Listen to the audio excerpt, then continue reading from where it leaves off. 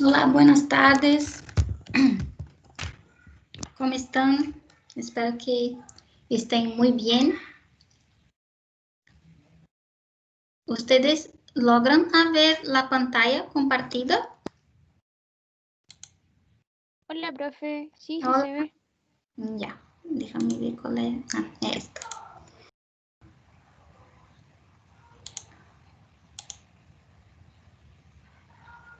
¿Qué es? Ahí. Bueno, ¿se quedó para hoy o para mañana la entrega de los informes? ¿Alguien me podría contestar eso? Para hoy, profe. Dice 10. Usted nos dijo el 10. ¿Y todos lograron hacer? No sé. Voy a Bueno. preguntar un poco para ver si alguien está con dificultades todavía. Bueno, si hoy todavía no logran, pueden hasta mañana, no tiene problema ninguno, ¿ya? Ya, profe, muchas gracias. De nada. Entonces, quiero dar algunos avisos porque, por ejemplo, los seminarios de los grupos 2 y 6 iban a ser impartidos mañana, pero ustedes tienen una actividad, ¿verdad? De marcha blanca, si no me equivoco. Entonces, los seminarios que serían impartidos mañana van a ser impartidos el día 18, por la tarde.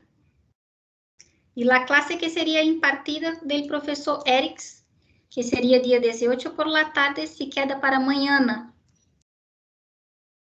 Mañana por la mañana. Así que ustedes tienen clase hoy día conmigo, mañana por la mañana con el profesor Erics.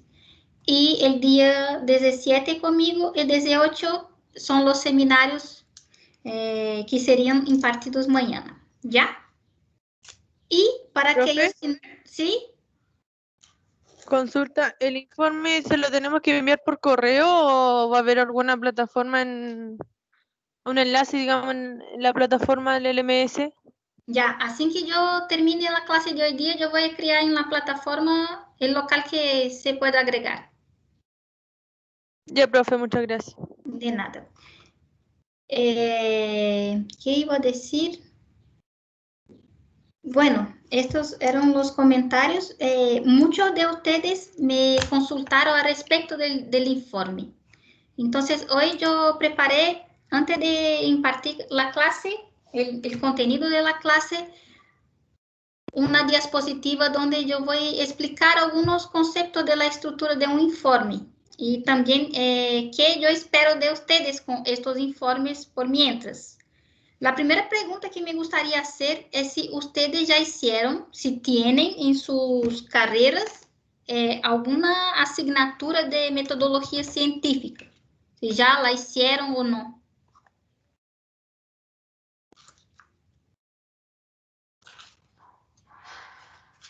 ¿Sí o no?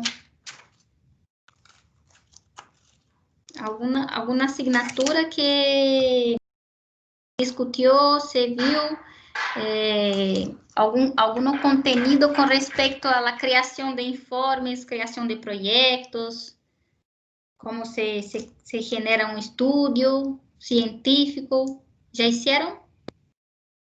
Profe, disculpe, ¿Profesora? ¿Sí? una Bueno, pregunta para el de mañana. ¿Me escuchan? Sí. Ya. ¿Escucharon mi pregunta o no? Sí. Disculpe, ahora pregunta, ¿esta es la estructura para el informe que se entrega mañana? No, no es. ¿Ya? Solo quiero enfatizar algunos puntos porque las preguntas de ustedes van en dirección de eso. Y a pesar de que yo no estoy esperando que hagan eso para el informe de mañana, es bueno que sepan, porque el informe se va a ser solicitado a ustedes no solamente en mi asignatura, sino que en muchas. Entonces, es bueno que sepan cómo hacer. Entonces, básicamente, esa diapositiva contiene la estructura de un informe. Entonces, todo el informe tiene introducción, una pregunta científica o una hipótesis, objetivos generales y específicos, una metodología, resultados, discusión y conclusión. ¿Qué va dentro de una introducción? Como el propio nombre de cada sección menciona, la introducción va a introducir al lector o la persona que está, no sé, juzgando su proyecto, está evaluando su proyecto, entienda de qué se trata ese estudio. Entonces, generalmente una introducción va a presentar el problema que se pretende estudiar, presentar la relevancia de estudiar ese problema, por ejemplo, en la región que uno vive, no sé, en el país que uno vive, que está haciendo el estudio, y presenta una posible solución. Entonces, por ejemplo, en nuestro caso, ¿qué estamos viendo? Estamos viendo un genoma bacteriano, ¿verdad? Que contiene proteínas que no se sabe su función. Entonces, ¿cuál es el problema ahí? El problema es que existen proteínas que no se sabe su función y que ese dado ele é disponibilizado de uma maneira massiva e pode ser um erro. Pode ser que essa proteína já contenha uma função e está em los bancos de dados. E todas as vezes que se hace uma búsqueda de solicitude e que tiene uma búsqueda de similitud e se encontra uma proteína hipotética, se anota a nova proteína como hipotética e esse erro se propaga. Então, esse é o problema, por exemplo. Qual é a relevância de se estudar esse problema? A relevância é que, dentro de um banco de dados de domínio público, os bancos biológicos, existe uma massiva quantidade dessas proteínas hipotéticas que uno não sabe sua função. E pode ser um erro. Então, a relevância de estudar isso é melhorar os bancos de dados, fazendo uma anotação eficiente, uma anotação que se prediga, que se mencione qual é a função das proteínas. E qual é a possível solução? A possível solução, mediante anotação funcional, que é o que vocês fizeram, melhorar a anotação dessas proteínas que provavelmente sim têm uma função e que foram anotadas de maneira automática e depositadas em los bancos de dados e que não representam a realidade. Todas vão ser anotadas, todas possuem uma função? Não, nem todas. Pero algumas ou muitas, sim, poderia ser que tenham uma função já determinada em outros bancos de dados. E qual seria a pergunta científica ou hipótese de nosso trabalho? Uma pergunta poderia ser: as proteínas hipotéticas em estudos apresentam uma função? Ou poderia ser uma hipótese: as proteínas hipotéticas em estudo apresentam uma função. E a hipótese nula: as proteínas hipotéticas em estudo não apresentam uma função. Então, sempre a pergunta científica, ela apunta a lo que o investigador, que a persona espera encontrar. Espera, não é que vá encontrar, entende? Uma hipótese pode ser que seja verdadeira ou seja nula, seja falsa. Então, apunta-se a lo que se espera. Os objetivos generais são aqueles que a ação mais importante do trabalho. Desse trabalho que vocês fizeram, qual é a ação mais importante? General, assim, la que não tem dúvida que isso é o ponto. É a anotação funcional de 3 proteínas hipotéticas. Ponto. Esse é o objetivo general. Vai albergar todo o que se quer fazer dentro do trabalho. E os objetivos específicos são pontos dentro do objetivo general. São ações que levarão a los resultados que se esperam. E quais são os objetivos específicos desse trabalho? Atribuir uma função a 3 proteínas hipotéticas e ajustar a metionina inicial. Ou melhorar a anotação da proteína hipotética basada em sua sequência, por exemplo. Então, vimos que temos um objetivo general e temos objetivos específicos. Qual foi a metodologia empleada para generar os dados basados em los objetivos? porque a metodologia tem que ter íntima relação com os objetivos. Eu não posso adotar uma metodologia que não vá poner em prática os objetivos de meu trabalho. Então, essas duas partes estão intimamente relacionadas. E também a metodologia está intimamente relacionada com a hipótese que eu quero provar. Então, qual foi a metodologia do trabalho de vocês? Foi ocupar um programa que se chama Artemis, para quê? Para visualizar um genoma bacteriano, para elegir proteínas hipotéticas dentro desse genoma e predecir sua função. Então, dentro dessa metodologia, vocês vão descrever suas ações, seus passos. Foi elegido a proteína X, Y e, não sei, Q. E dessas 3 proteínas, se ocupou os programas tales e tal, BLAST, PIFAN, CDD, para fazer a anotação funcional para predecir sua função. Foi levado em consideração o valor de E. O valor de E, quanto mais baixo, melhor, mais significativo é o resultado de estes análises. Metodologia super sencilla, porque foi hecho basicamente 2 atividades aí. E depois, vocês também, se não me equivoco, deveriam cambiar o color de las CDS e também ajustar a metionina se a proteína necessitava. Resultados. Os resultados é só descrever os hallazgos que vocês obtuvieron. Que vocês obtuvieron? Buscaram 3 proteínas hipotéticas e fizeram a anotação de elas. Qual foi o resultado dessa anotação? Qual é o tamanho da sequência de cada uma das CDS, tanto em nucleótidos quanto em aminoácidos? Todo isso são resultados. Vocês só têm que descrever o que foi hallado. Solamente isso. Não necessita, em lo resultado, discutir nada. É só apresentar o que encontraram. Discussão. Aí, na parte da discussão, que eu creio que é a parte onde vocês têm mais dificuldade, é quando vocês vão discutir os resultados. E é a parte mais importante do trabalho. Por quê? Porque é quando você vai a contestar sua pergunta científica, sua hipótese, e é quando você vai a deixar listo, né, bem clarito, se tu trabalho, se seu projeto tem impacto, uma novidade ou não. Então, que vai ser dentro de uma discussão? Eu vou começar a discutir meus resultados. O que eu encontrei? Eu encontrei 3 proteínas hipotéticas que agora têm uma anotação. E foram anotadas como proteínas tales, tales, tales. A primeira proteína está involucrada em processos, não sei, de replicação celular. A segunda, de transcrição. A terceira, señaliza algo em la célula. E isso é muito importante para a célula. Então, você começa a discutir o que encontraram.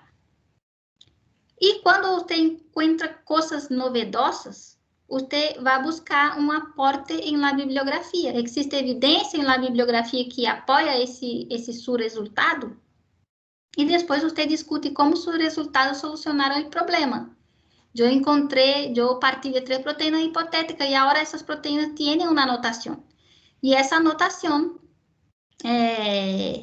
não é mais de proteína hipotética, sino que agora elas têm uma função predicta, de maneira computacional, com enfoque computacional, pero la tiene uma função.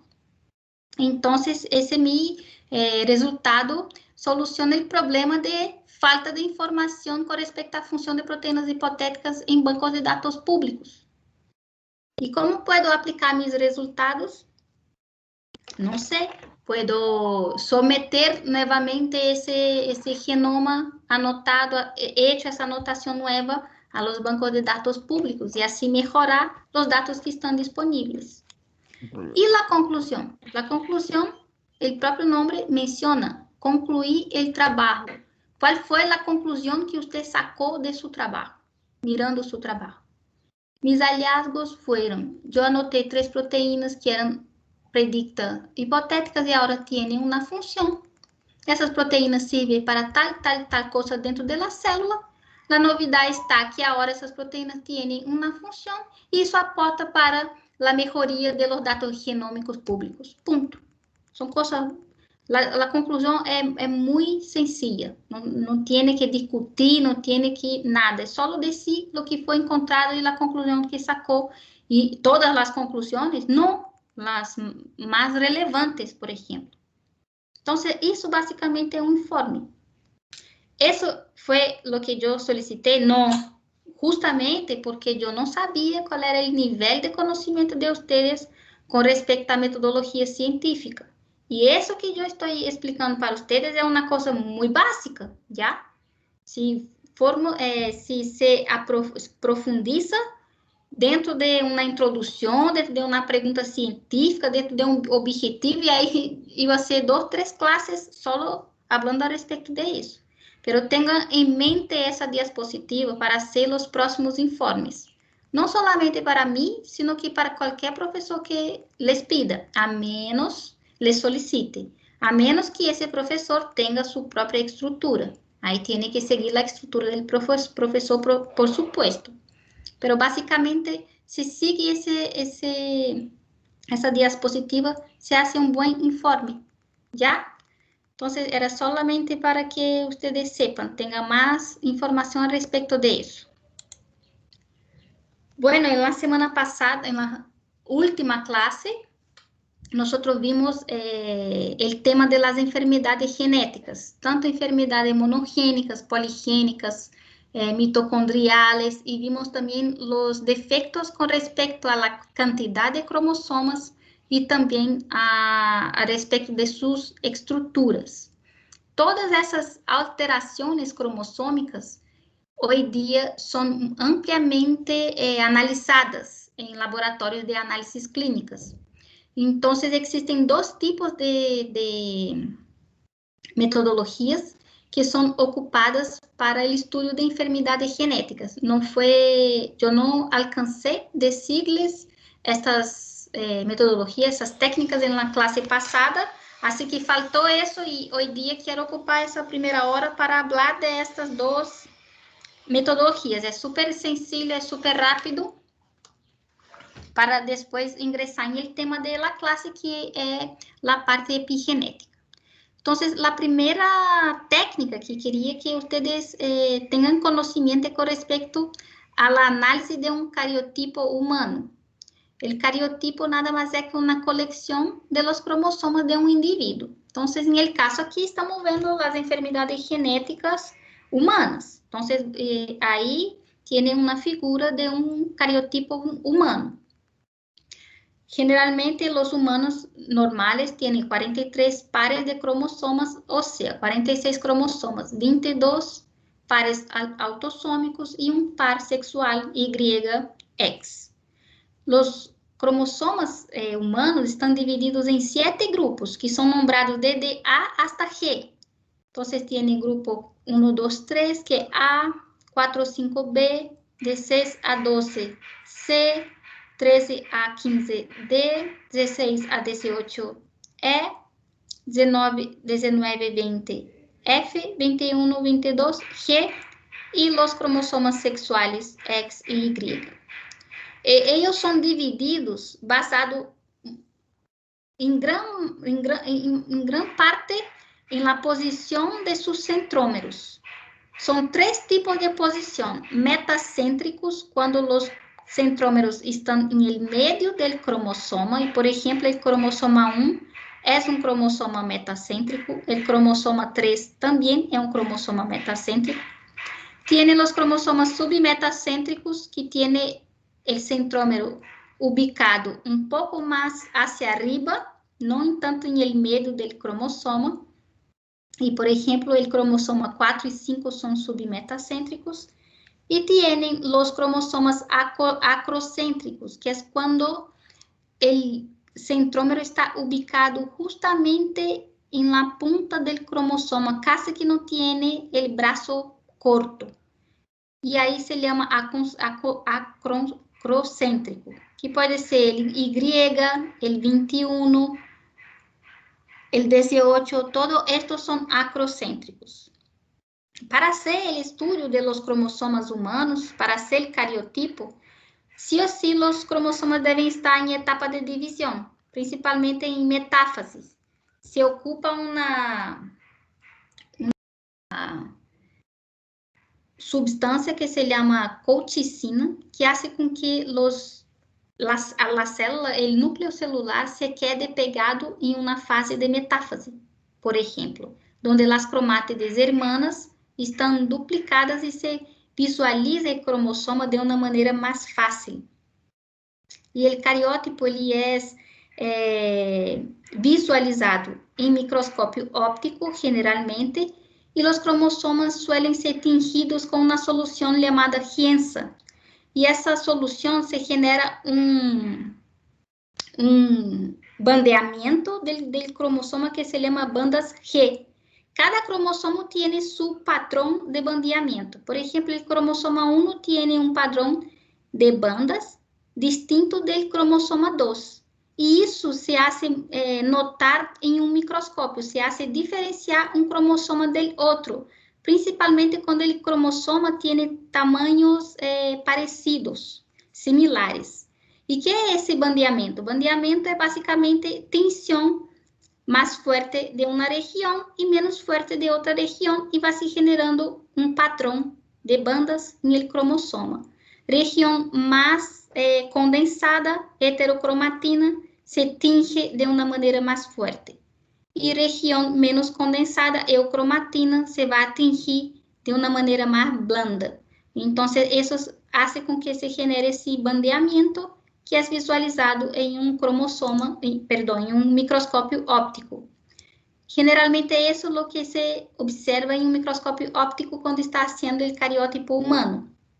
O conjunto de cromossomas aí, dispostos em um cubre-objeto, e de aí se evalua se existe alguma aneuploidia nesse indivíduo.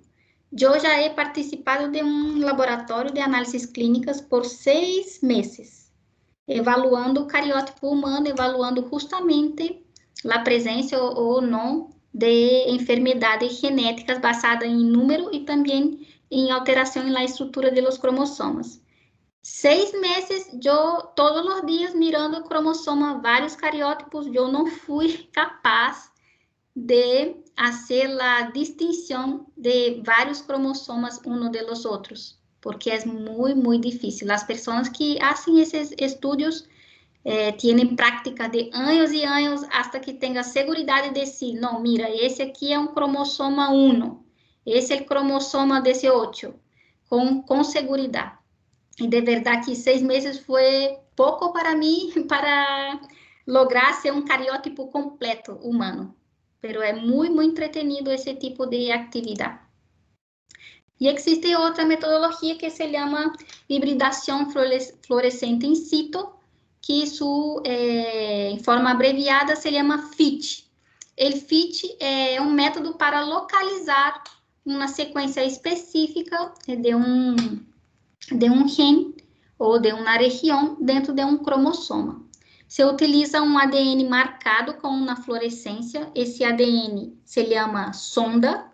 Esse ADN é um fragmento da região que você quer ubicar dentro do cromossoma, e esse fragmento vai marcado com um fluoróforo. Esse fluoróforo, mediante uma excitação com um feixe de luz, emite uma fluorescência dentro de um microscópio que se chama microscópio de fluorescência. Então, como é a técnica para ubicação de uma região que se quer ubicar dentro de um cromossoma para estudo de, por exemplo, aneuploidias. Basicamente, essa técnica parte do princípio que você necessita conhecer a região que você quer identificar. E, de aí, generar de maneira artificial um fragmento de ADN que seja complementar à região que você quer identificar dentro do cromossoma. Este fragmento de DNA, ADN que você quer generada de maneira artificial se chama sonda.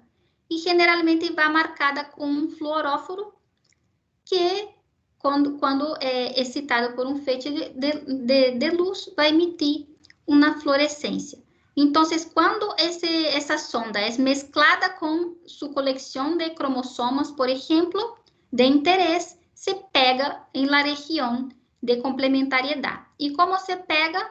Com aqueles passos que já conhecemos. Primeiro, a doble hebra desse cromossoma se deshace, tornando essa região aberta, né, acessível, para que ocorra a hibridação dessa sonda, desse ADN marcado com fluoróforo.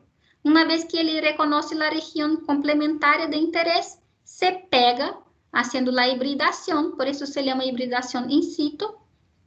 Quando se hibridiza aí, se leva toda essa solução com sua sonda e sua coleção de cromossomas hasta um microscópio de fluorescência, e aí se observa ubicado esse DNA de interesse que estava marcado dentro de seu cromossoma. É assim que se vê. E depois, para diferenciar, os cromossomas que não são de interesse são corados de uma cor com outro tipo de fluoróforo não específico, que emitem um outro tipo de fluorescência de outro color, e sua sonda tem outro tipo de fluoróforo que vai acender de outro color. Então, é possível, dentro dessa coleção de cromossomas, evaluar quem está carregando seu gene de interesse, quem não está carregando seu gene de interesse. Para que é ocupado esse tipo de técnica? É ocupado para a determinação da aneuploidia. Por exemplo, microdelexões, duplicações, trissomias, monossomias, por exemplo, saber se a pessoa tem síndrome de Down ou não. Então, é uma técnica ampliamente estudada, ocupada, e eu diria que mais ocupada que o cariótipo humano convencional, como eu mostrei anteriormente.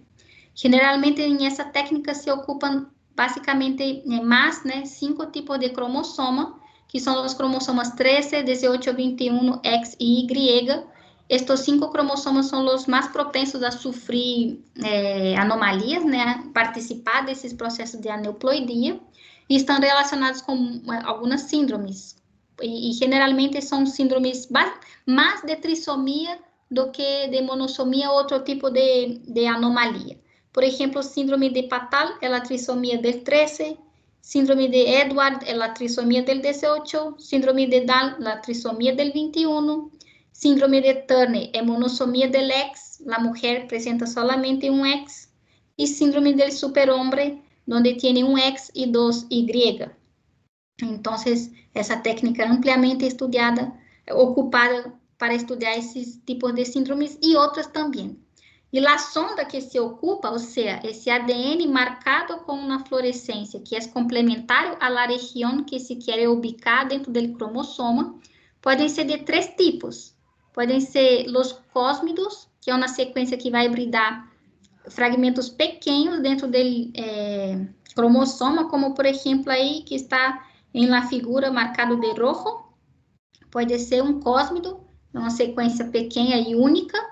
Podem ser sondas satélites que vão se pegar onde? Em região de ADN satélite, que são regiões de ADN altamente repetitiva, que está cerca de los centrómeros, em meio do cromossomo, onde o centrómero está ubicado, ou em las puntas de los cromossomas, que são as regiões de telômero.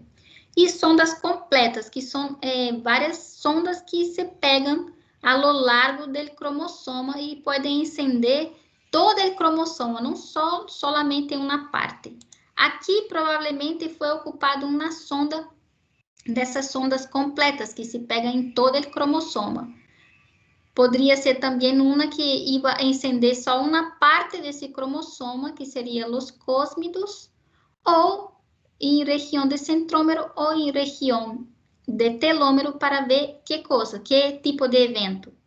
Translocações ou também inversões. Se acordam que na classe passada vimos que quando existem inversões de cromossomas, pueden ser en una región que no pega el centrómero o también en región que lleva el centrómero y ahí se llama inversión pericéntrica.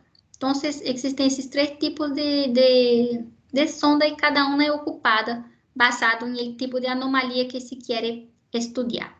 Bien, esa era toda la parte que faltó de la clase pasada. E agora nós vamos ingressar em um campo de la genética que não é tão clássico assim, porque nós vimos hasta agora a genética clássica, que é generalmente uma genética linear, uma genética que tem um gen, uma proteína, tem um cambio em el gen ou em el ADN, tem um fenótipo distinto. Então, enfermidades monogênicas, tem uma mutação, tem um fenótipo de enfermidade.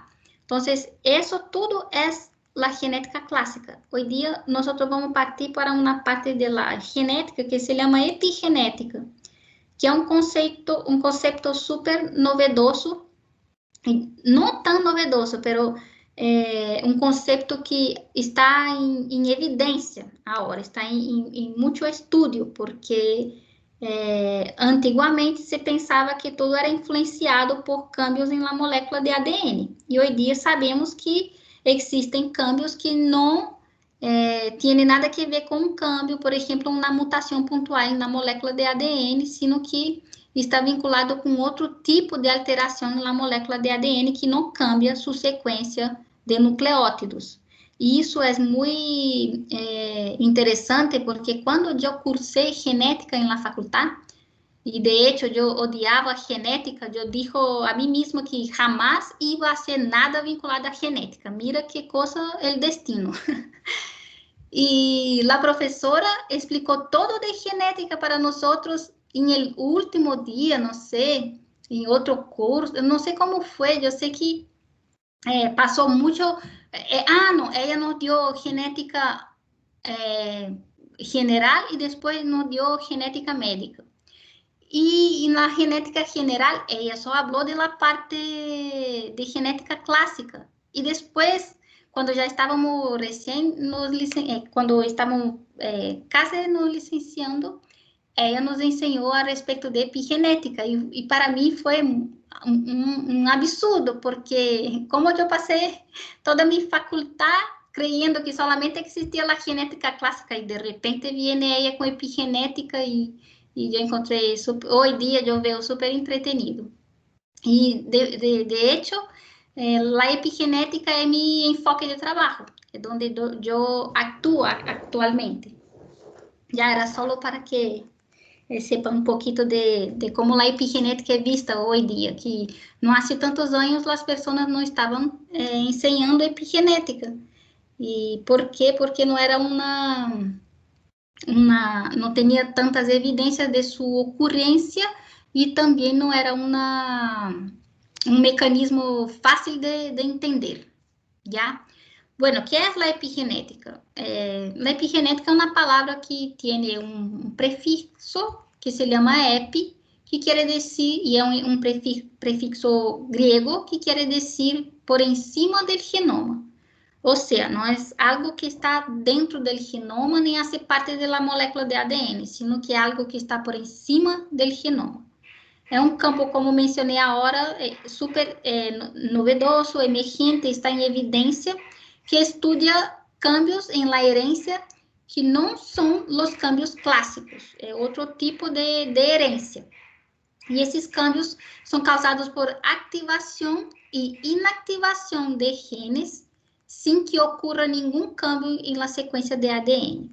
Então, epigenética é algo que afecta a expressão de los genes, que pode ativar e desativar genes.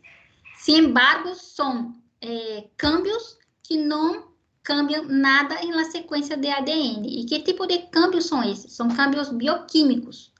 São moléculas químicas que se unem à molécula de ADN ou a fatores associados ao ADN, como, por exemplo, proteínas. E quando estão presentes, cambiam a maneira como esse ADN é transcrito, ou seja, como esse ADN é leído y así afectando en la regulación de la expresión de los genes. E existe outra palavra que também hace associação com a epigenética, que se chama epigenoma. Todas as vezes que ustedes veem essa parte da palavra que diz oma, quer dizer que é uma coleção de algo. Então, genoma, uma coleção de genes. Viruloma, uma coleção de genes de virulência. Epigenoma, coleção de todas as marcas epigenéticas que leva um indivíduo em suas células. As marcas epigenéticas ou epigenômicas são diferentes em distintos tipos de células. Esses câmbios bioquímicos existem em cada célula de nosso corpo.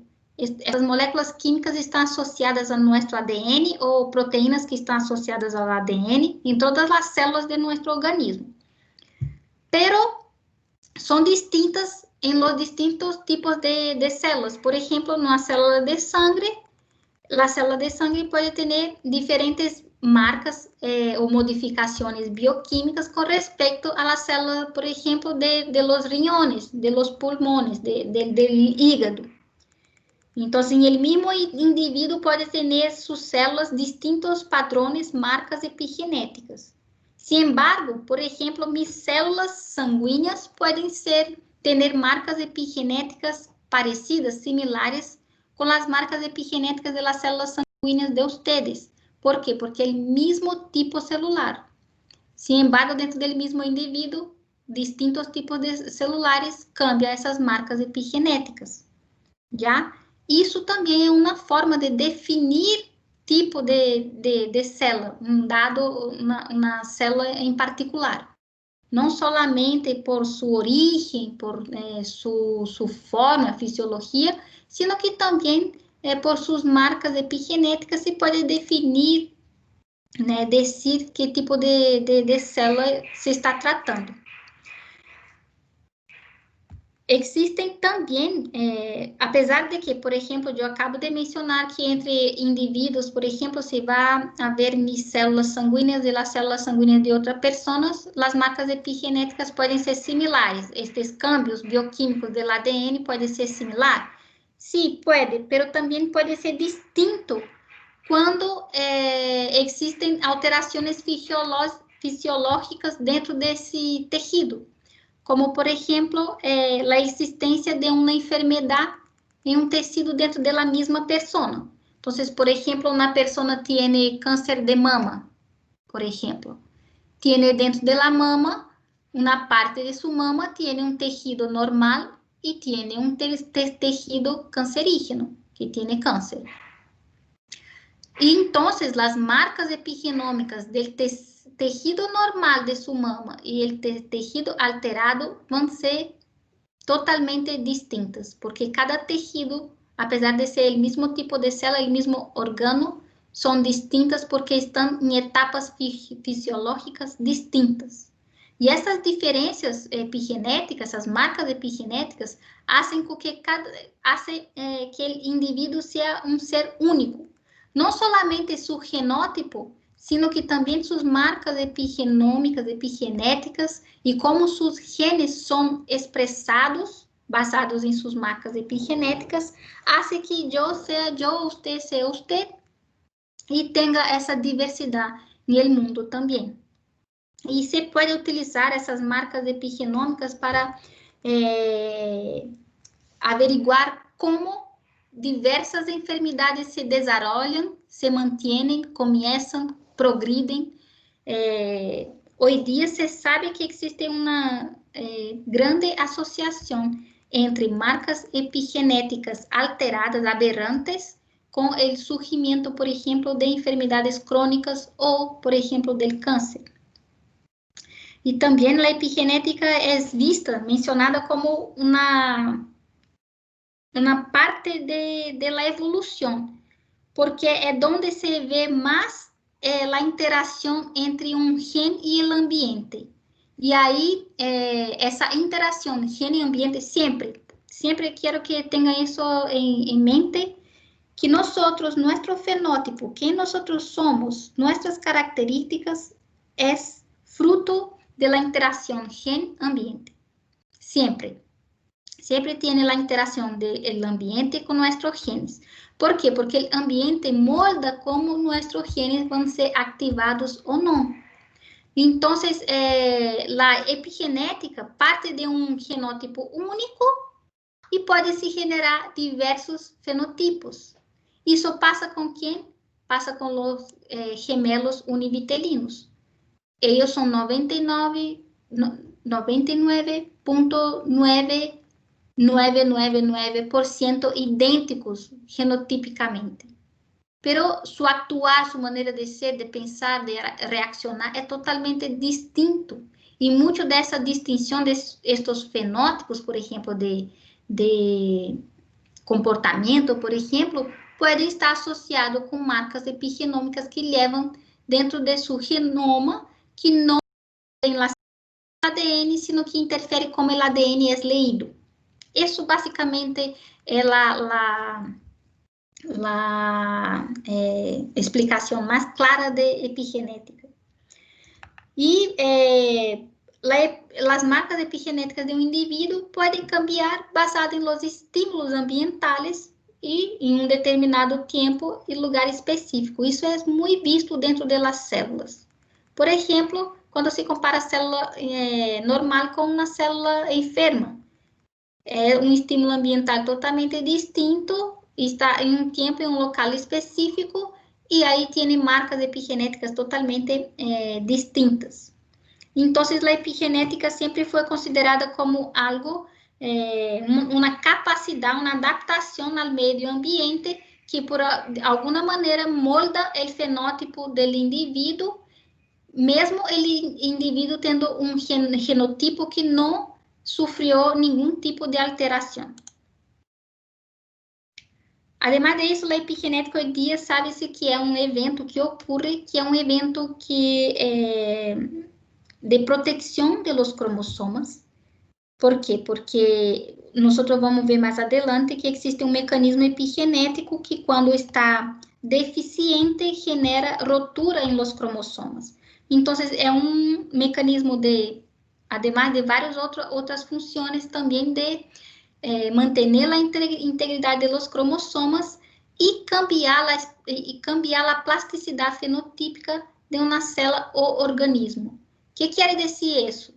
Uma célula está sofrendo, não sei, uma célula em desenvolvimento está sofrendo em um ambiente de privação de nutrientes. As marcas epigenômicas se cambiam para contestar, para se adaptar a esse ambiente de falta de nutrientes. E esse câmbio epigenético que vai ativar genes que vão fazer com que esse organismo se adapte a essa falta de nutrientes e vai inativar genes que não são necessários para o metabolismo de nutrientes que não estão. Então, isso faz com que a epigenética faz com que um organismo conteste bem a um determinado ambiente, cambiando assim seu fenotipo, mesmo sem nenhuma alteração no genotipo. Bueno, já vi... Há um ponto muito importante em desenvolvimento, por exemplo, de los mamíferos, onde ocorre diversos mecanismos epigenéticos, que é no desenvolvimento temprano. No desenvolvimento temprano, na fase embrionária, na fase fetal e até um pouco depois do nascimento, o indivíduo está experimentando fortemente cambios em los mecanismos epigenéticos de seu genoma. E por quê?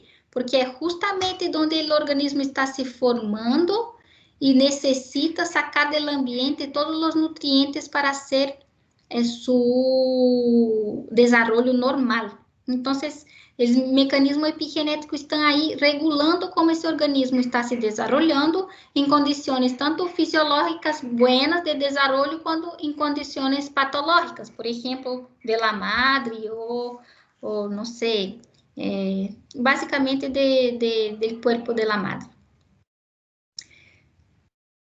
Espera só um momento. E a epigenética, desculpa. A epigenética explica bem dois pontos que acabo de dizer que o primeiro el punto de cambios en el tipo de herencia. ¿Por qué? Porque generalmente la epigenética está involucrada con varios cambios en el genótipo de un individuo que no tiene ninguna base genética, por ejemplo, en sus padres. Entonces, tiene un cambio ahí de herencia y ese cambio fenotípico y ese cambio epigenético, después que ocurre, puede ser heredado de generación en generación. Y estos cambios no están atribuidos a ningún tipo de cambio, alteración en la molécula de ADN. Y también está vinculada a generación de diversos fenotipos basados en el único genotipo. O sea, igual que mencioné, los gemelos que son súper idénticos genotípicamente y que pueden presentar fenotipos distintos, estilos de vida distintos y hasta predisposición a enfermedades distintos basados en cómo, por ejemplo, se desarrollaron en sus vidas embrionarias o en su fase fetal. Existem vários tipos de mecanismos epigenéticos. Nós vamos estudar 4 tipos de mecanismos que são os mecanismos mais básicos que ocorrem nas células de los mamíferos. Já vimos que as células de los mamíferos se encontram almacenadas dentro do núcleo, são pegadas, estão associadas a várias proteínas que fazem uma estrutura que se chama nucleosoma, que é dos níveis de condensação do ADN dentro do núcleo. E esse nucleosoma está constituído de proteínas que se chamam proteínas histonas e que formam um octâmero, uma conformação de 8 histonas aí, e que formam como se fosse uma estrutura globular, donde el ADN hace una doble vuelta alrededor de ese octámero. Y esa doble vuelta tiene 146 pares de bases de ADN. Entonces, cuando se forma esa estructura, es una estructura de condensación del ADN. Y esa condensación, cuanto más condensado, menos expuesto a la maquinaria de transcripción. Y cuanto menos condensado, más activo va a ser esa región para la transcripción. Então, sempre que o ADN está em formato de nucleosoma, basicamente ele pode estar inativo.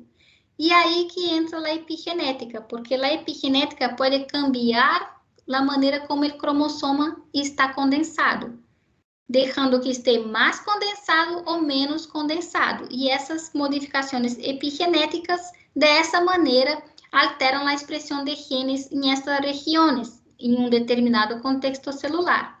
E cambiam a estrutura do ADN de 2 formas, associando moléculas químicas à molécula de ADN ou associando moléculas químicas às proteínas que estão associadas à molécula de ADN, em el caso, nas histonas. São 4 tipos de mecanismos epigenéticos que vamos ver hoje dia. Metilação de ADN, modificações pós-traducionais de histonas, modificação de cromatina dependente de adenosín trifosfato e los RNAs não codificantes e su rol em la regulação de la expressão génica, que não tem nada que ver com cambios em la molécula del ADN. Então, basicamente, estes 3 de estos 4 mecanismos estão representados em essa figura. A primeira figura diz respeito à metilação do ADN. O conceito de cada desses mecanismos, eu já vou explicar cada um. A metilação de ADN tem involucrado basicamente 3 proteínas que metilam o ADN, que agregam um grupo metil ao ADN. E existem várias outras proteínas que podem sacar esse grupo metilo do ADN. Esse procedimento epigenético é um procedimento reversível, não é para sempre, e é em resposta a um determinado contexto celular. Bueno, então existem várias proteínas que podem agregar um grupo metilo ao ADN ou podem sacar o grupo metilo do ADN. Existe outro mecanismo que é a modificação das histonas, tiene más de 50 proteínas vinculadas a la modificación de las histonas, sea añadiendo un grupo acetilo o sea añadiendo un grupo metilo. Y también son dos procedimientos que se puede retirar, son moléculas que se puede añadir y se puede retirar. Y existen también proteínas que retiran el grupo acetilo y el grupo metilo de las histonas. Y existe también una remodelación de la cromatina que permite que existen proteínas que van a remodelar la cromatina, permitiendo que determinada región del ADN esté más expuesto o menos expuesto a la transcripción.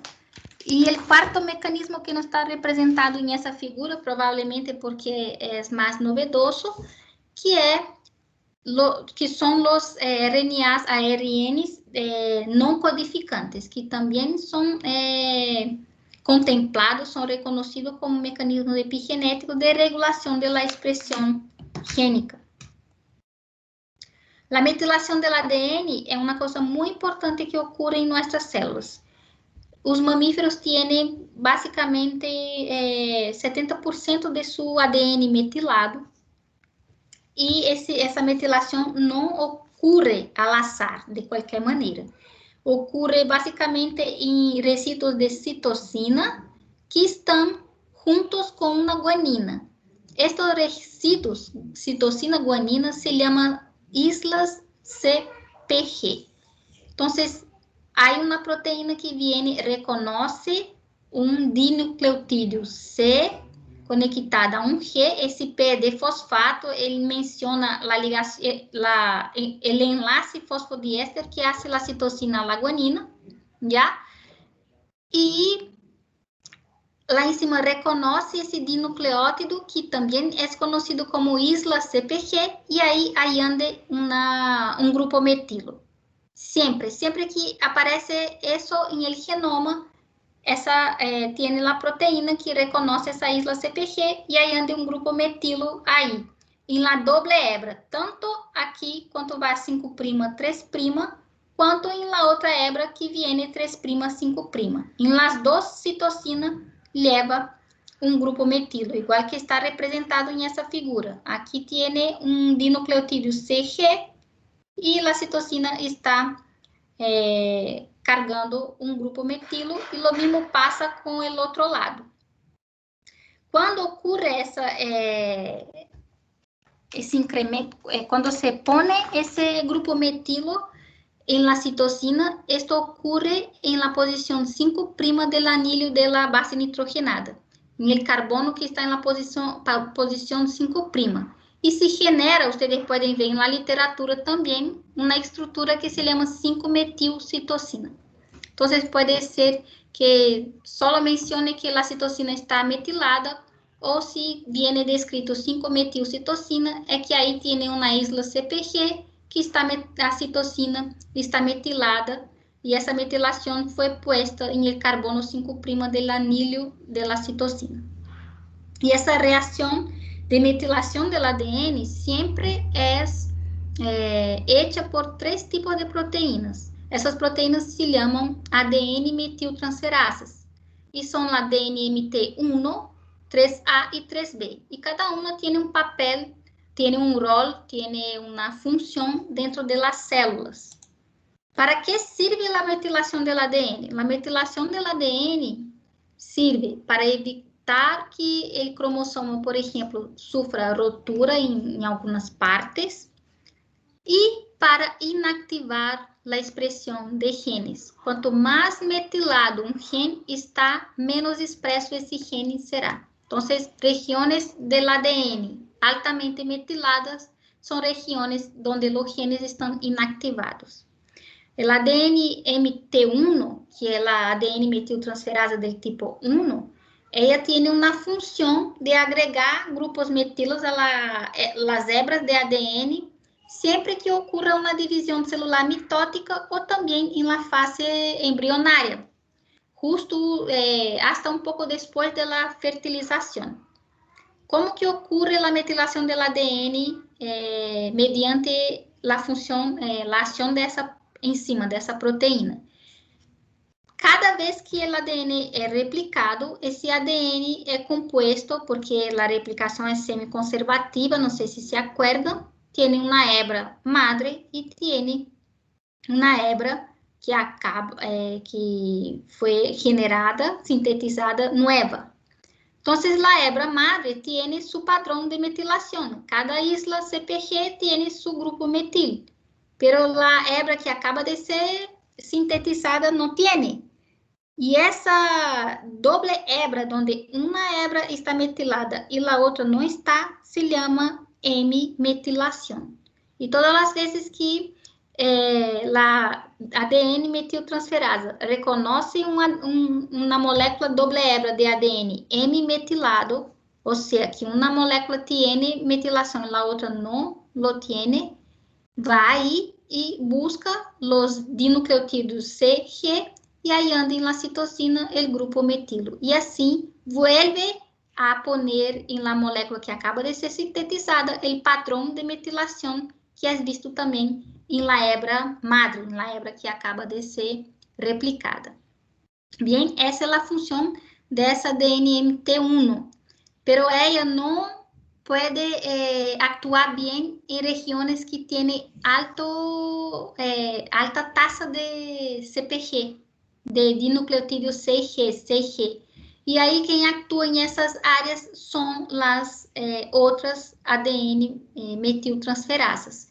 E depois da fertilização, que essa ADN metiltransferasa só atua na parte de divisão celular mitótica e hasta depois da fertilização, um pouco depois, quando ocorre a fertilização do embrião, ocorre um processo massivo de retirada de metilação de las células, del ADN de las células. ¿Por quê? Porque é necessário para o desenvolvimento desse embrião, desenvolvimento desse feto, que vários genes que estão inativados em nós, em nossa vida adulta, estejam ativados em esse determinado contexto celular para ser o desenvolvimento desse embrião, desse indivíduo. Então, se saca várias proteínas que têm esse papel de retirar esse padrão de metilação, hace uma demetilação massiva dessas células desse embrião que se está generando.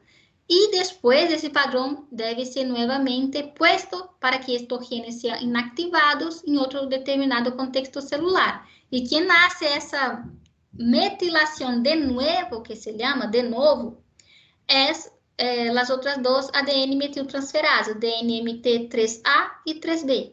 Ela que faz essa metilação de novo. Además de isso, por que elas fazem essa metilação de novo? E o enfoque é silenciar genes que não vão estar, não serão necessários para as etapas mais avançadas do desenvolvimento. Elas basicamente metilam genes que são genes que se chamam improntáveis, ou imprinted genes, que são genes que são necessários só em etapa de desenvolvimento temprano e depois não são necessários e vão ser silenciados a largo prazo, ou hasta por toda a nossa vida, por toda a vida do indivíduo. Bueno, entonces toda esa parte que vimos hasta ahora diz respecto a metilación de ADN. Entonces, haciendo un resumen de esa parte, la metilación del ADN está ampliamente vinculada con la inactivación de genes. Entonces, una región hipermetilada, probablemente el gen está inactivo. Una región hipometilada, probablemente ese gen va a estar activo. Existem outras modificações epigenéticas que ocorrem agora não a nível de ADN, sino que a nível de proteínas que estão associadas ao ADN, que são as modificações pós-traducionais de las histonas. Quem são as proteínas que estão associadas haciendo la cromatina, haciendo la condensação do ADN? São as histonas, que estão dispostas, as 4 histonas, formando um octâmero onde o ADN dá uma doble vuelta, ¿verdad? Que se forma o nucleossomo. Então, existem 2 tipos de modificações em las histonas. se puede añadir o retirar grupos acetilos y se puede añadir o retirar de las histonas grupos metilos. E isso vai ser com que os genes que estão associados a esse nucleossoma em essa região estejam mais disponíveis a serem transcritos ou não, e assim regula a expressão gênica. Existem 4 tipos de histonas, histona 2, AT2A, 2B, AT3, AT4.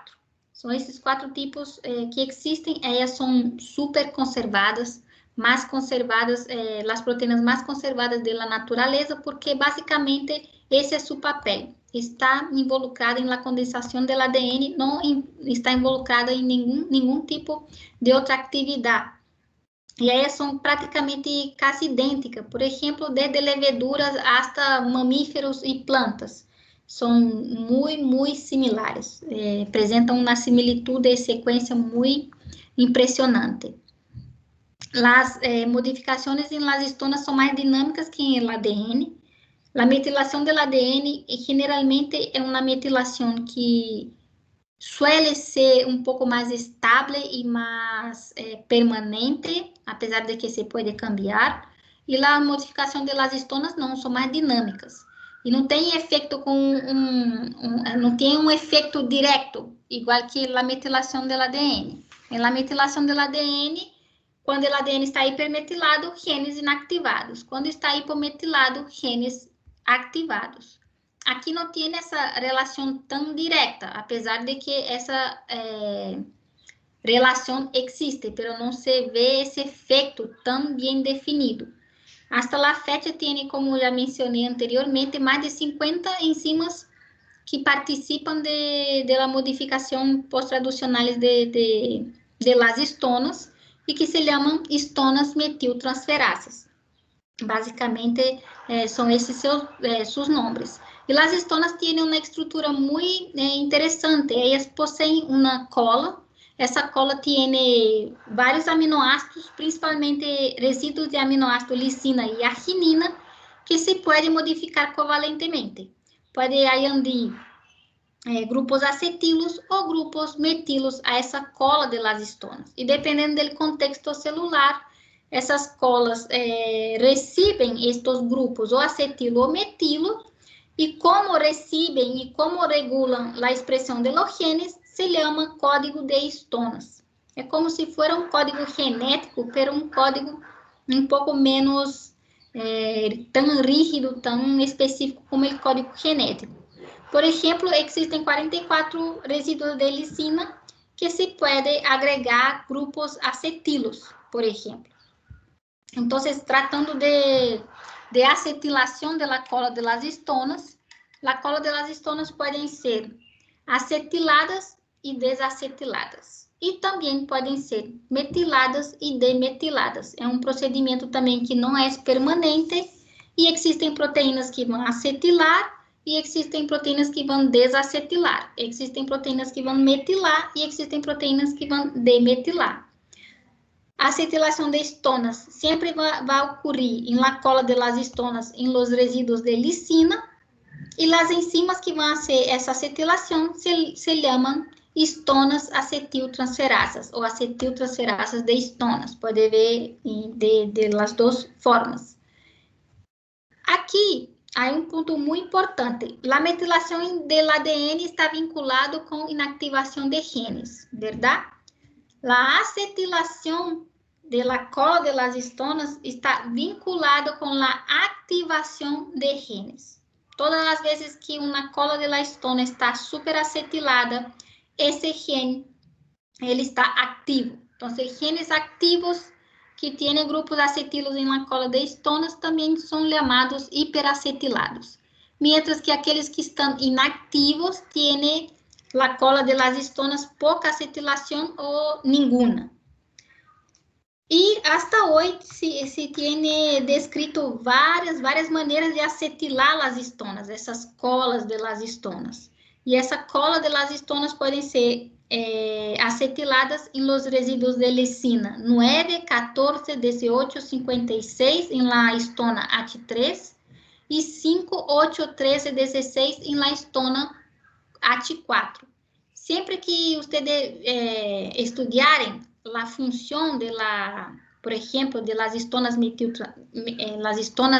acetiltransferasas, pode ser que venga a descrição H4K16. Hoje dia, ustedes vão saber que essa proteína atua acetilando a cola de la histona H4 e o resíduo de lisina 16. Basicamente, é assim que se nombra onde está actuando essa proteína, añadiendo um grupo acetilo na cola de las histonas. E existem pelo menos 4 classes de proteínas que se chamam de acetilasas de histona ou histona de acetilasas, que sacam essa acetilação de la cola de las histonas. Para que sirve esse mecanismo de añadir acetilação e sacar acetilação? Para ativar e reprimir genes. Em um determinado contexto celular, eu necessito ativar um gene que promove a produção de uma hormona. E essa hormona é necessária em esse determinado contexto, em esse tempo. Então, se acetila a cola de histonas em essa região que tem esse gene, se ativa essa acetilação, promove uma coisa muito interessante, que ela estabiliza a carga básica da lisina na histona e diminui a afinidade dessa proteína com o ADN e faz com que a histona desplace a lo largo da molécula de ADN, deixando uma parte livre. E essa parte livre, a maquinária de transcrição se pode conectar e fazer aí a transcrição de los genes. Então, é a maneira como a acetilação de las histonas promove a ativação de los genes. Bueno, necessité esse hormona, agora não necessito mais. Viene las histonas de acetilasas, retiran la acetilación de la cola de las histonas vuelven a tener afinidad con el ADN y vuelve a hacer la estructura del nucleosoma y ahí el gene se inactiva. Básicamente, ese es un proceso de acetilación que ocurre dentro de nuestras células y ocurre muchísimo cuando el individuo se está formando en la fase embrionaria y fetal. Outra modificação que as histonas podem sofrer é añadiendo um grupo metilo em la cola de las histonas. Esses grupos metilos também vão ser añadidos em los resíduos de lisina de 2 tipos de histonas, H3 e H4, igual que a acetilação. E também não está relacionado com um efeito definido. Por exemplo, metilação de ADN inativa genes. A acetilação de cola de histonas ativa genes. E aqui, na metilação de la cola de las histonas, depende do contexto celular. Pode ser que, añadiendo a metilação, se reprima e pode ser que se ative. Isso depende de qual resíduo de lisina, de qual histona está sendo puesto o grupo metilo, e además la cantidad, porque en la cola de las histonas pode ser añadido, dependiendo del resíduo de lisina, un grupo metil 2 o 3. Hasta 3 se puede añadir. Por ejemplo, la histona H3 puede ser metilada en los residuos de lisina 4, 9, 27, 36 y 79.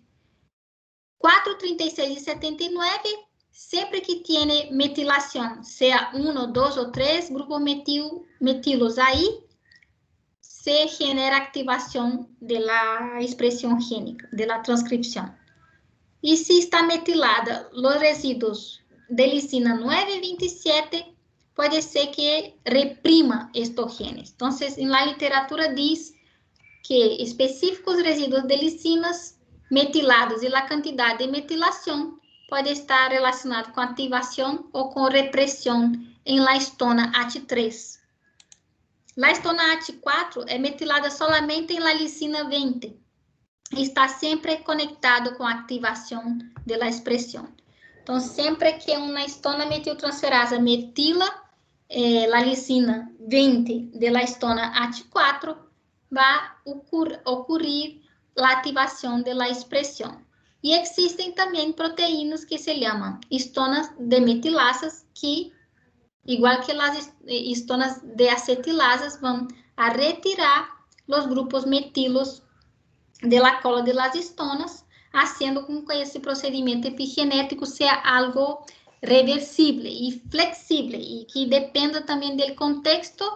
Activei genes em um contexto celular, não necessito mais do produto desse gene, vou inactivar. No caso da metilação das histonas, para ser ativação ou inactivação, vai depender do resíduo de lisina, onde se vai conectar o grupo metilo para que seja ativado ou reprimido a expressão gênica. Existe outro tipo, o terceiro tipo de mecanismo epigenético, que é a modificação da cromatina dependente de adenosina trifosfato, dependente de ATP. Ou seja, há uma remodelação da cromatina que gasta ATP dentro da célula e é feita por um grupo de 4 famílias de proteínas, que são proteínas que se chamam proteínas de remodelação de cromatina, que são as proteínas que estão aí mencionadas, SUI, SWI, SNF e assim por delante. São várias as proteínas, e essas proteínas fazem o mesmo que faz a acetilação. A acetilação da cola de las histonas não hace com que a histona pierda um pouco a afinidade com a molécula de ADN e se desplace por sobre a molécula, deixando uma parte do ADN disponível para a maquinária de transcrição. Aqui passa o mesmo. Essas proteínas estão involucradas com a desestabilização da interação da histona AT4 com a molécula de ADN e leva à perda de alguma dessas histonas de dentro do nucleossoma, como está aí na figura coloreado de verde.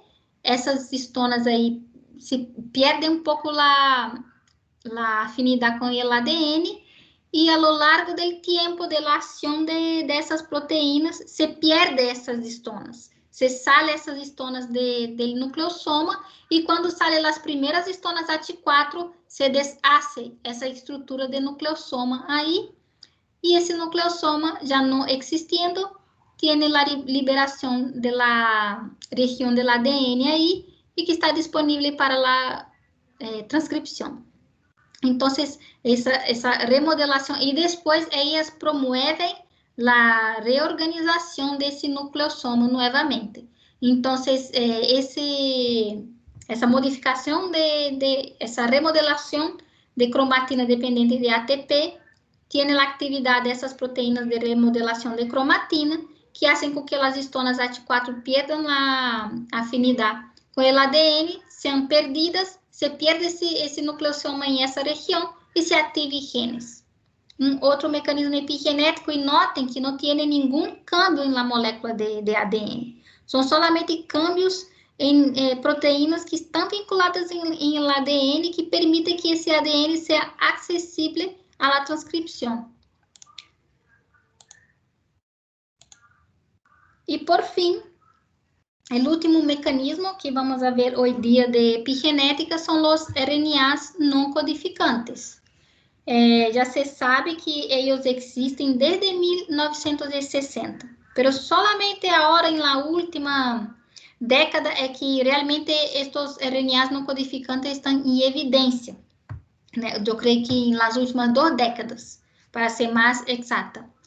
E já se sabe que os RNAs, eles não são solamente um intermediário entre ADN e proteína, sino que eles têm uma função mais dinâmica.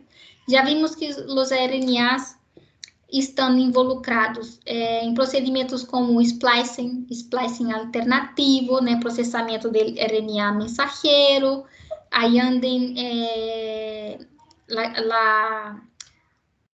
a parte da 7-metilguanosina em la punta do RNA mensageiro, sabe que eles estão vinculados com procedimentos de silenciamento de gene, remodelamento de cromatina e silenciamento de genes, sabe que já estão vinculados em todos estes mecanismos. Você sabe que os RNA mensageiros são solamente alrededor de 5% de los transcritos de uma célula, e todos os restantes são RNAs que não vão se convertir em uma proteína e que participam basicamente da regulação da expressão de los genes. Existen os RNAs largos não codificantes, que são RNAs, como o próprio nome menciona, largos, e que podem participar do remodelamento de cromatina, processamento de RNAs, de pré-RNAs mensageiros, ou hasta em la regeneração de outros RNAs pequenos não codificantes. Existem os RNAs pequenos de interferência e os microRNAs, com distintos mecanismos, basicamente os dois silenciam genes.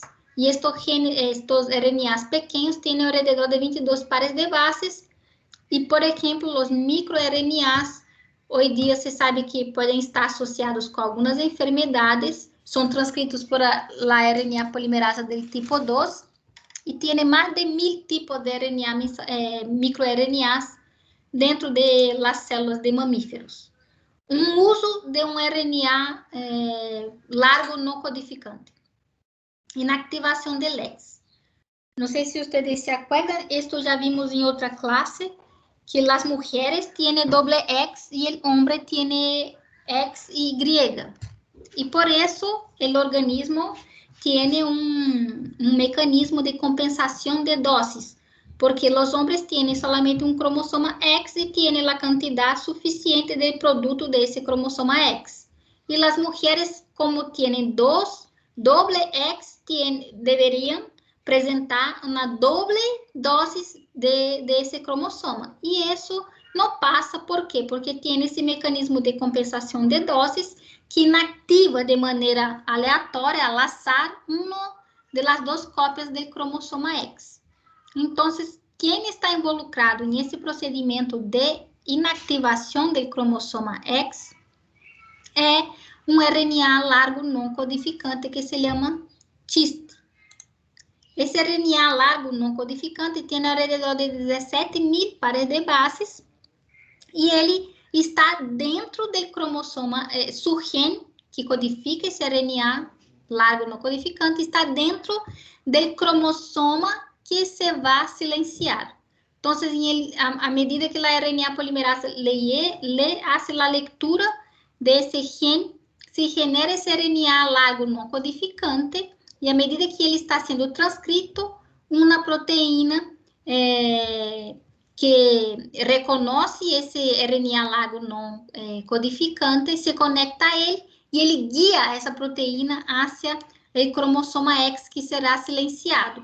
E essa proteína conectada em seu sítio de união no ADN do cromossoma que será silenciado se conecta aí e recruta outras proteínas que vão ser remodelamento desse cromossoma em um nível tão alto de condensação que todos os genes que estão aí se tornam inativados. E são vários os eventos epigenéticos que ocorrem para inativar esse gene, não somente esse cromossoma, não somente a união dessa proteína, sino que a hipermetilação, hipoacetilação, todo este mecanismo ocorre e esse cromossoma se queda tão condensado que muitas vezes se pega na membrana nuclear. E tem um nome, esse cromossoma, se chama, foi nombrado com o nome de corpúsculo de Barr. E depois que desenvolve seu rol, que atua inactivando, guiando essa proteína para seu sítio aí de inactivação, esse RNA é degradado. Já não serve mais, não necessita estar aí no ambiente. Outro RNA não codificante que já foi nombrado como um evento epigenético são os microRNAs. Os microRNAs, eles foram descritos por primeira vez em 1993, estavam estudando C. elegans, o mesmo passou com os RNAs pequenos de interferência, também estudando C. elegans, e eles viram que um gene chamado LIN4 codificava um RNA mensageiro que não se convertia em um RNA, em uma proteína, e aí viram que era um RNA não codificante, que em princípio tenía 61 pares de bases. Después sufría un procesamiento y de estos 61 nucleótidos se generaba un RNA de 22 nucleótidos, que reprimia a expressão de genes donde ele encontrava similitud. Actuava igual que um partidor, por exemplo. E existem microRNAs em plantas, em animais, e a maioria de ellos tem a função de silenciar genes, de inativar genes. E como já havia mencionado, eles são sintetizados por la RNA polimerasa del tipo 2 e tem mais de 1000 dentro de plantas e animais. Estão vinculados, por exemplo, com procedimentos com progressão de câncer, por exemplo. E como atua esses RNAs pequenos, esses microRNAs? Por exemplo, vamos levar em consideração esse gene de C. elegans, desse nematodo, esse gene chamado LIN4, que, quando transcrito, codifica um RNA mensageiro que tem o tamanho de 61 pares de bases. Depois que ele é codificado, ele faz interações intramoleculares se plegando em ele mesmo. Quando forma essa conformação, ele sofre um processamento dentro do núcleo e perde algumas regiões, como as pontas dessa estrutura. Quando sofre esse processamento, ele é enviado ao citoplasma e é reconhecido por uma proteína, na verdade não é uma proteína, sino que um complexo de proteínas chamado Dicer. Esse complexo de proteínas continua o processamento desse RNA não codificante, sacando aún mais de seu tamanho hasta que chegue a um RNA doble hebra de 22 pares de bases. Esse RNA doble hebra pequeno é reconhecido por outra maquinária que se chama RISC. Essa maquinária identifica esse RNA não codificante pequeno, doble hebra, desconecta as doble hebras e solamente ocupa uma única hebra única, e guia esse RNA mensageiro pequeno, hebra única, hasta uma região de outro RNA mensageiro que tenha similitud com ele. Quando encontra esse RNA mensageiro, ele atua de duas maneiras, impedindo que esse RNA mensageiro seja traduzido, não tem proteína desse RNA mensageiro onde ele encontrou similitud, e, además, recluta proteínas que vão degradar a ponta poli A3', fazendo a degradação temprana desse RNA mensageiro. Então, já se sabe que esse é o mecanismo de atuação de los microRNAs não codificantes. Eles são generados de um RNA mais largo, são processados em núcleo, reconhecido por várias proteínas, e essas proteínas levam esse RNA hasta um RNA complementário, e de aí parte toda a repressão da tradução desse RNA e degradação desse RNA, silenciando assim a expressão dele. Isso pode passar, por exemplo, em um contexto celular, onde não é mais necessário a presença de um RNA mensageiro, que em um determinado tempo da célula se hacía necessário, e ele está aí disponível e necessita ser degradado, por exemplo. E outro procedimento epigenético diz respeito a los RNAs pequenos não codificantes, de interferência.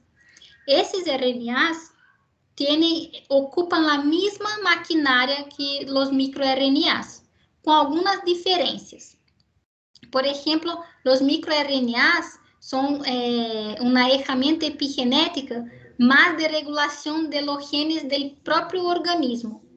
Os RNAs pequenos de interferência generalmente suelen ser desarrollados mientras o organismo sofre uma invasão, por exemplo, viral, quando tem um patógeno, uma molécula não endógena dentro da célula. Então, os RNAs pequenos de interferência são, então, produzidos. Foram descobertos em 98 por Fire e Melo, também em C. elegans, também em nematodo. E qual foi o experimento que eles fizeram? Eles sabiam que o gene 1q22 estava conectado com o desenvolvimento da larva do nematodo, o desenvolvimento normal. E se esse gene sofrer alguma mutação, alguma alteração, se genera mutante onde a larva não seria normal, seria anormal com anomalias. Então, o que eles fizeram? Eles sintetizaram de maneira artificial RNA doble hebra que era complementário ao RNA mensageiro desse gene que está involucrado com o desenvolvimento normal da larva. Então, depois que eles obtiveram esse RNA doble hebra de maneira artificial, eles inyectaram esse RNA doble hebra em los embriones de C. elegans. E o resultado dos embriones foram adultos que apresentavam defeitos musculares. E eles concluíram que esse gene que estava vinculado com o desenvolvimento normal de los embriones foi silenciado, generando assim indivíduos adultos totalmente anômalos, com alterações, com defeitos musculares. Então, eles observaram que quando se injecta RNA doble hebra dentro de uma célula de C. elegans, por exemplo, se promove o silenciamento do gene. E aí, eles propuseram uma via de como ocorre esse silenciamento. Por exemplo, quando um vírus invade o sistema imune e começa a ocupar a maquinária de replicação e transcrição de la célula del hospedeiro para fazer seu material genético, se genera dentro da célula várias moléculas de RNA mensageiro do vírus.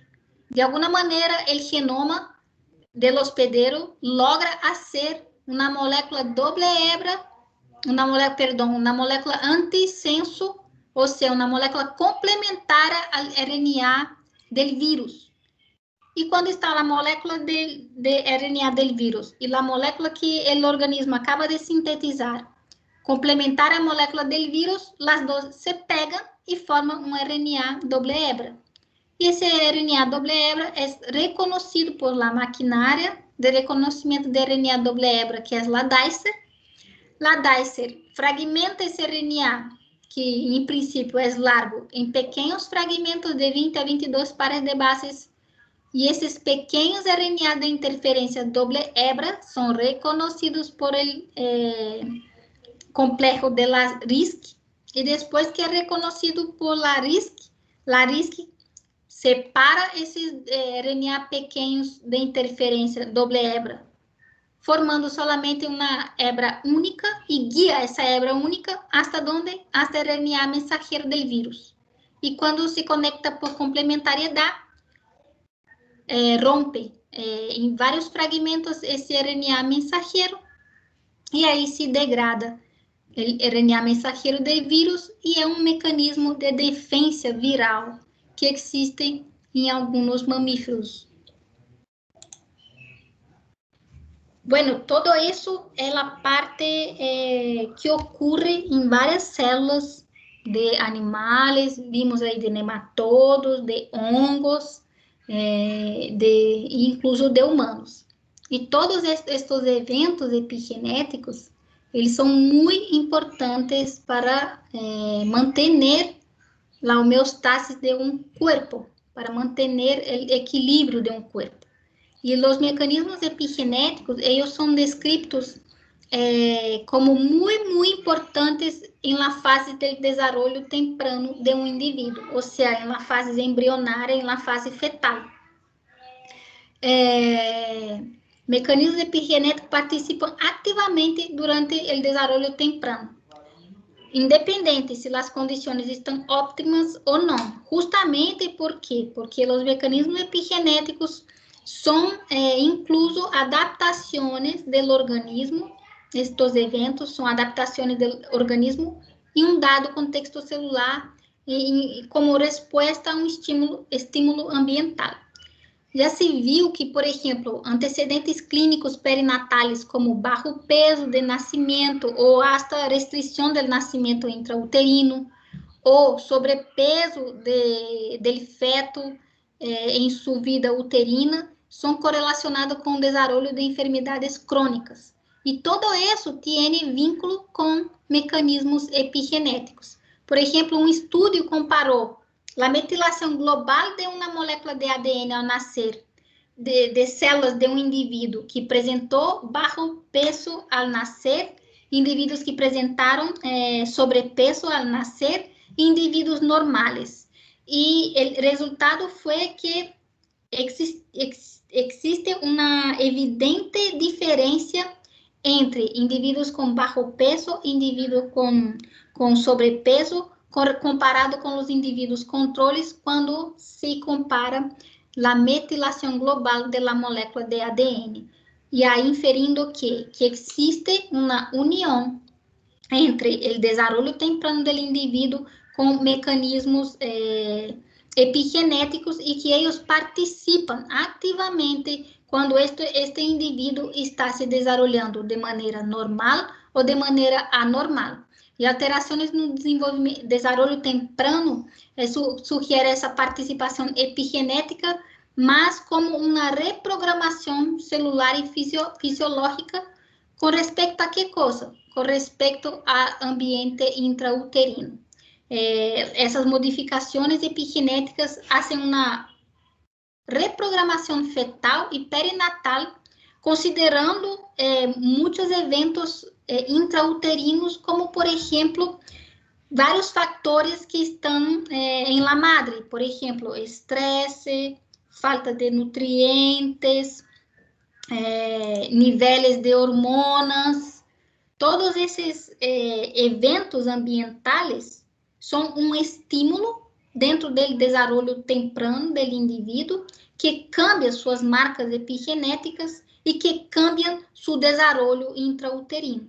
Então, está tudo conectado. E aí, você sabe que os mecanismos epigenéticos estão aí atuando como uma reprogramação basada, sendo uma adaptação a um estímulo do ambiente, sendo um estímulo normal ou um estímulo anormal.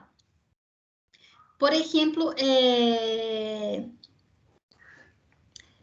a estrutura da placenta. A placenta é um órgão que está intimamente relacionado com a nutrição e a viabilidade do embrião.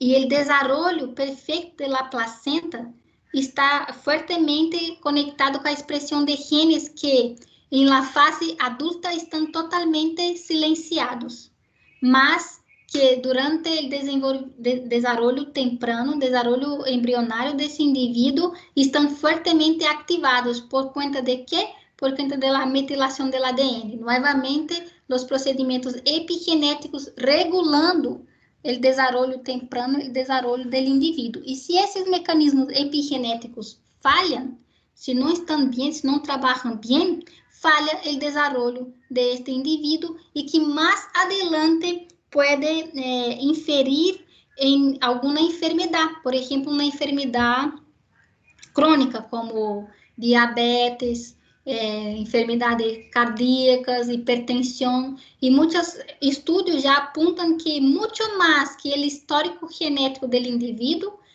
estes mecanismos epigenéticos alterados suelen ser mais potentes em desenvolver essas enfermidades que o próprio fator genético que um indivíduo carga. Por exemplo, existe também a acetilação em las histonas. A acetilação em las histonas regula uma hormona muito importante em desenvolvimento temprano, que se chama somamotrofina. Esse hormona está associado intimamente ao crescimento normal da placenta e do feto. Então, se eu tenho a placenta normal, eu nutro esse feto de uma maneira normal e esse crescimento fetal se dará de uma maneira normal.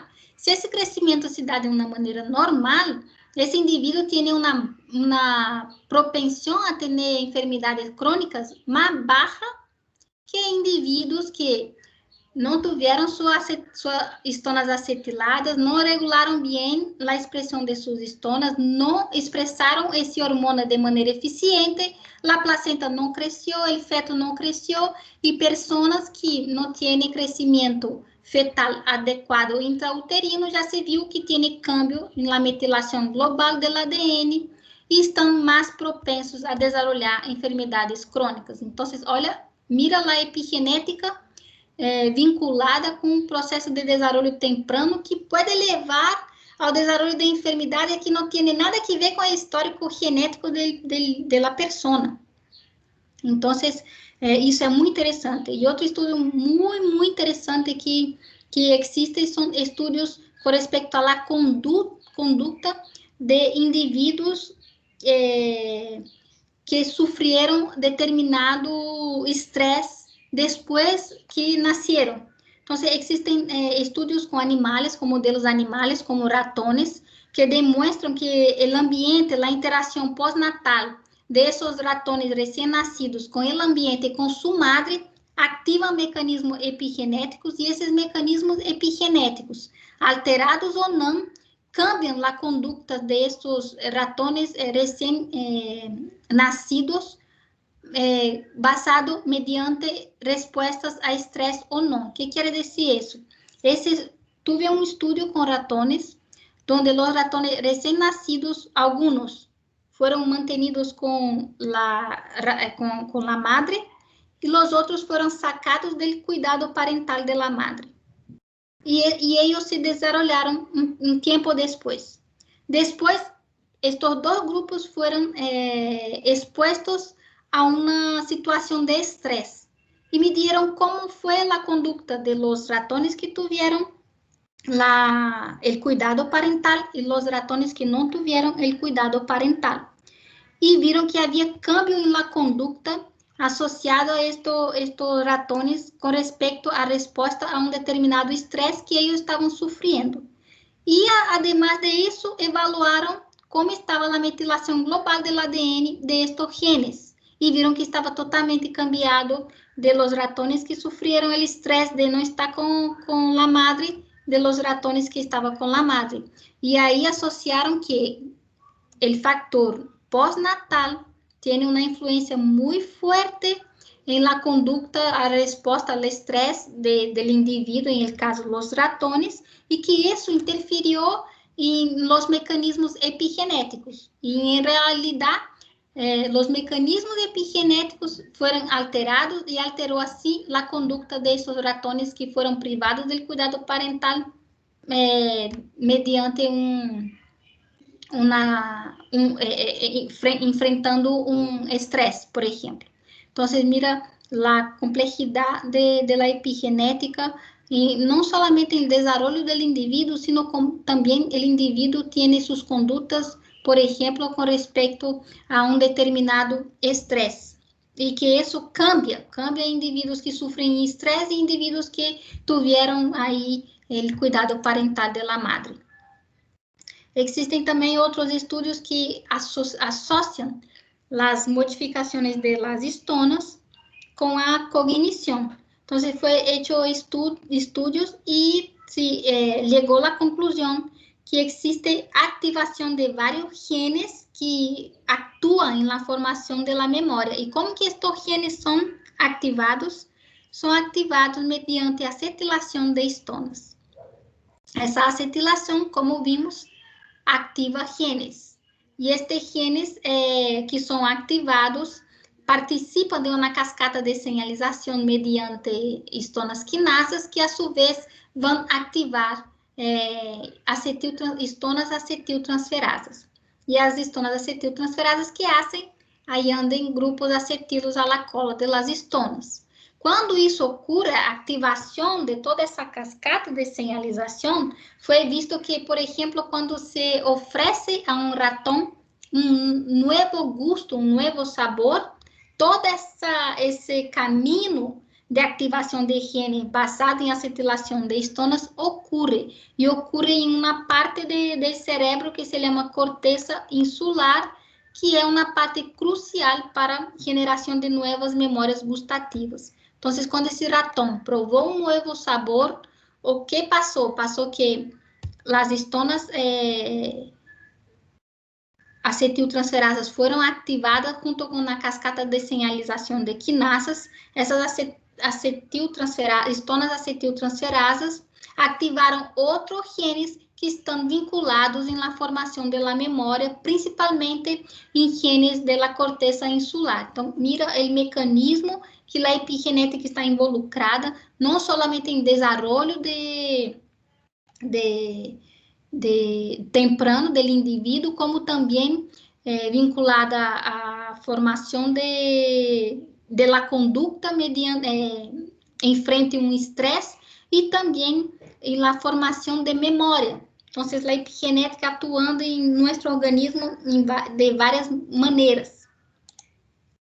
E, por fim, também tem a parte mala, que é a parte onde se vê que existem alterações em la epigenética, uma epigenética aberrante, que está involucrada com algumas enfermidades, por exemplo, a enfermidade do câncer. Por exemplo, o câncer já se sabe que já se tem como blanco quem? As ADN metiltransferasas, porque as ADN metiltransferasas são aquelas que andam em grupos metilos ADN e, por conta disso, inativam determinados genes. E existem vários medicamentos que são inibidores de ADN metiltransferados, que são blancos para desenvolvimento desses inibidores, desses medicamentos. Por exemplo, a sobreexpressão e a hipermetilação de promotor de genes supressores de tumores é uma das coisas mais comuns em vários tipos de cânceres. E por que isso é comum no tipo de câncer? Porque, por exemplo, quando a ADN metiltransferasa está sobreexpressa, ou seja, ela tem uma quantidade extra dessa proteína em la célula. Ela tem mais, está sobreexpressa. Então, ela vai atuar añadindo mais metilação no ADN. E ela añade metilação em promotores de genes que são supressores de tumores. O que esses genes fazem? Esses genes, eles atuam regulando o ciclo celular, regulando que a célula esteja aí se dividindo, se multiplicando de maneira massiva, desordenada. Então, quando essa ADN metiltransferase está sobreexpressa, ela atua de maneira exacerbada e essa atuação dela anormal leva a uma hipermetilação dos promotores de los genes supressores de tumores e eles se quedam inativos e aí já não controlam mais o ciclo celular e o ciclo celular se queda totalmente desordenado, descontrolado. Esse é um mecanismo de gênese del câncer. Sin embargo, as células cancerígenas têm uma perda global massiva de metilação, de 20 a 60% del ADN está hipometilado. Pero ao mesmo tempo que se observa essa hipometilação general, se observa essa hipermetilação de las islas CPG de los promotores de genes supressores de tumores. E, además de isso, também essa hipometilação, se acuerdan que eu dije que os mecanismos epigenéticos, eles também são protectores de los cromossomas? Quando tem uma hipometilação, ou seja, quando se retira a metilação de los genes, os cromossomas se quedam, principalmente nas regiões repetitivas, os cromossomas se quedam mais sujeitos à inestabilidade cromossômica. E aí se rompem, ocorrem roturas, disrupção gênica, translocação, deleção, amplificação e eventos que já vimos que estão super comuns em vários tipos de câncer. E essa hipometilação, mientras que a hipermetilação inactiva os genes supressores de tumores que estão aí regulando a divisão celular, a hipometilação ativa quem? Os oncogenes. la hipometilación de regiones promotoras de los oncogenes activan estos genes. ¿Y qué pasa cuando los oncogenes están activados? Hay inicio de ciclo celular, de división, y la célula empieza a dividirse de manera desordenada, se generando ahí una masiva replicación del ADN y generando la masa que é o câncer, basicamente dizendo. Então, essas duas actuações, tanto hipermetilação com hipermetilação de promotores, de supressores de tumores, com hipometilação de oncogenes, em conjunto, eles participam do processo de carcinogênese de vários tipos de câncer.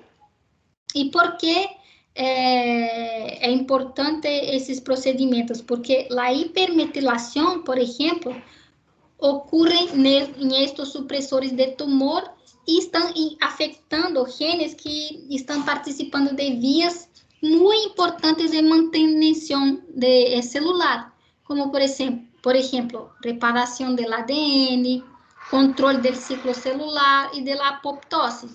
Com esses três caminhos, hipermetilado, estos genes inactivados, genes de reparação de ADN inactivado, controle do ciclo celular inactivado, os supressores de tumores, e de apoptose, que ocorre? Ocorre que a célula perde seu controle de qualidade. O controle de qualidade das células que revisam o ADN para chequear se tem alguma mutação ou não, estão silenciados. Os supressores de tumores que estão aí regulando a regulação, estão regulando o ciclo celular, estão suprimidos. E aqueles genes que vêm, células que estão malogradas, que estão danhadas e promovem a apoptose, também estão silenciados. Então, todas estas células passam a superviver dentro do ambiente. Então, e todo isso é uma coordenação entre hipermetilação de promotores que afetam estes genes destas vias e hipometilação de oncogenes, que juntos participam da biogênese de los cânceres. E tem aí essa tabla que indica quais são as proteínas que estão involucradas em alguns tipos de câncer e que também estão involucradas em alguns mecanismos epigenéticos. Por exemplo, a DNA metiltransferasa 1, né, que participa da metilação do ADN, está super expressa na leucemia mieloide aguda. Então, é super expressa que ela hace silenciamento de genes. E esse silenciamento de genes podem ser provavelmente genes supressores de tumores e quando estão silenciados, não estão ativados, não podem regular o ciclo celular, por exemplo. Então, aí tem tanto as ADN metiltransferasas, que podem estar superexpressas, como também as demetilasas, aquelas que retiram a metilação. E muitas vezes essas que retiram a metilação estão mutadas, e são mutações que fazem com que essas proteínas perdam sua função. Então, também tem esse outro enfoque com relação à perda da função dessas proteínas involucradas com os mecanismos epigenéticos.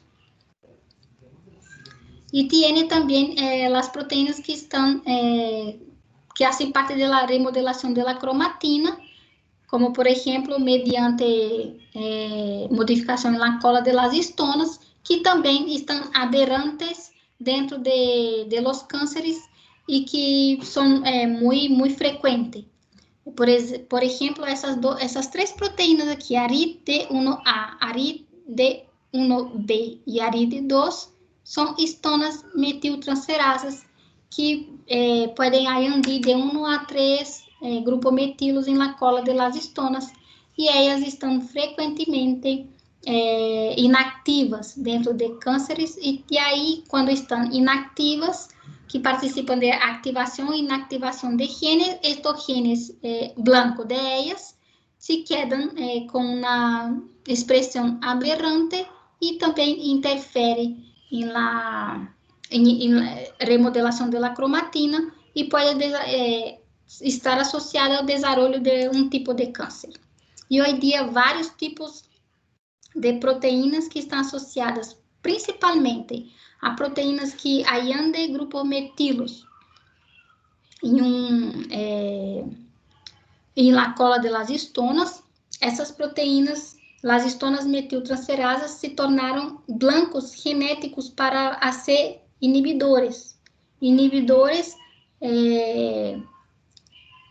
para cânceres, para vários tipos de cânceres. Então, as histonas metiltransferasas são as proteínas las quais eu hago parte de meu trabalho, e elas, dependendo do tipo de câncer, podem ser de malo prognóstico ou de bueno prognóstico, e são um grupo de mais de 50 enzimas que participam de los processos epigenéticos e são blancos para desenvolvimento de inibidores. Por exemplo, NSD1 e NSD2 são proteínas que já têm inibidores em desenvolvimento. Então, já são duas histonas metiltransferasas que têm a habilidade de pôr dois grupos metilos no resíduo de la histona, de la cola de la histona, o resíduo de lisina 36, e que quando fazem isso, ativam determinados tipos de genes. Então, já se sabe que, por exemplo, em câncer de mama, estas proteínas estão sobreexpressas e estão vinculadas com malo prognóstico. Então, por conta de todo esse contexto dessas enzimas, já se tem desenvolvido para elas inibidores, já tem inibidores em desenvolvimento. Então, esse é um grupo muito importante de enzimas e que remete à importância dos mecanismos epigenéticos, não somente para o estudo cognitivo, estudo de comportamento, estudo de desenvolvimento temprano, sino que também em condições anormais, né, como o caso do câncer. Bueno, era isso que eu queria apresentar para vocês. Como esse material é muito denso, eu teria também uma parte de la epigenética que era justamente evaluar em los bancos de dados como as histonas metiltransferasas estão dentro de um tipo de câncer colorectal. Essa classe eu vou deixar para a próxima semana e já adelanto para vocês que dessa classe também se vai ser um informe, já? Porque em nossa assinatura são necessários 3 informes, já hicimos 2 e esse será o terceiro. Então, tem tudo que ver com essa classe de hoje dia, porque é a búsqueda de uma histona metiltransferasa dentro de um banco de dados e saber como está essa histona metiltransferasa que promove a metilação de uma lisina dentro de uma histona em câncer colorectal. E se tem alguma interferência em la supervivência do paciente, se ela está mutada ou não, se ela está alterada ou não. Todo isso que vimos hoje na classe. Bem? Então, era isso. Quero saber se tem alguma dúvida.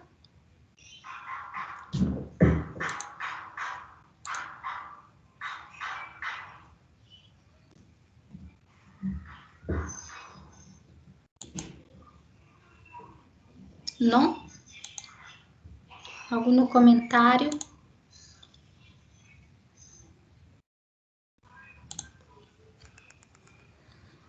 Nenhum comentário? Bueno, assim que los dejo, entonces voy a crear en la plataforma el local para que agreguen sus informes. Y mañana, acordando que tiene clase por la mañana con el profesor Erics, y por la tarde no tenemos nuestro taller y los seminarios de mañana se quedaron para el día 18. ¿Bien? Bueno, así que los dejo. Un gusto. Chao. Chao, profe. Chao, profesora. Gracias.